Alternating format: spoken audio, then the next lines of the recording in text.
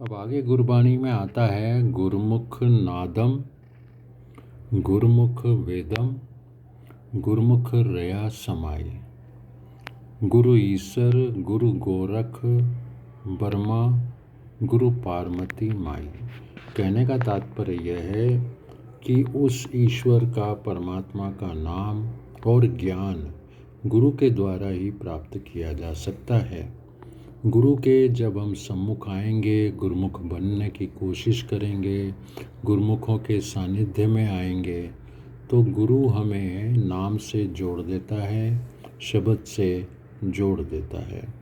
उसके सहारे ही हम शब्द को, नाद को भीतर से सुनने के काबिल बनते हैं।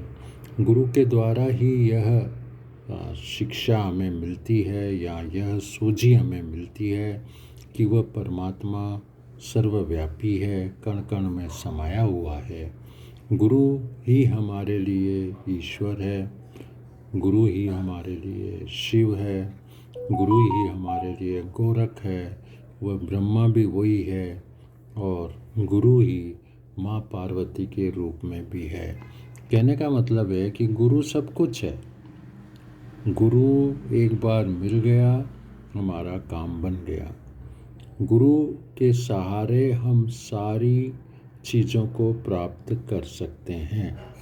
आगे आप जी फरमा रहे हैं, जे हव जाना, जे हव मतलब मैं, जाना आखा नाही, कहना कथु न जाई, कथु न जाई। गुरा एक देह बुझाई,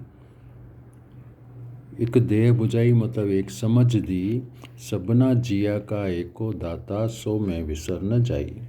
अब आप जी फरमाते हैं कि अगर मैं उस परमात्मा को जान भी लूँ, उसकी पहचान भी कर लूँ, तो भी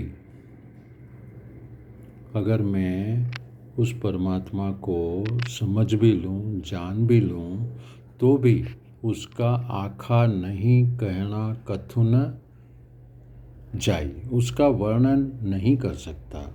वो अवर्णनीय है, वो बियॉन्ड एक्सप्लेनेशन है, कोई उसको बता नहीं सकता। तो अगर ऐसी समझ भी पड़ जाए, गुरु के सानिध्य में आने के बाद अगर उसके हुक्म को हम जान भी जाएं, पहचान भी कर लें, गुरु से गुरु में अभेद भी हो जाएं, गुरु के सहारे परमात्मा में अभेद हो जाएं, तो भी हम उस अकाल पुरुष का बयान नहीं कर सकते, उसके बारे में कुछ कह नहीं सकते। तो वो हमारे कहने के बियॉन्ड है।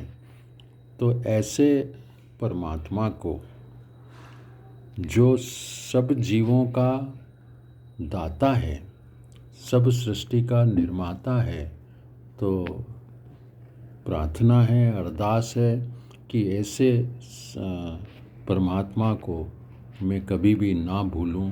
यही मेरी अरदास है, यही मेरी प्रार्थना है।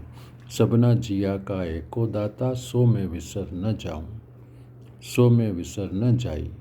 गुरा एक देह बुझाई, गुरुओं ने ये समझ दी है, गुरु के सहारे ये समझ आई है कि जो सभी का दाता है उसे मैं कभी ना भूलूं।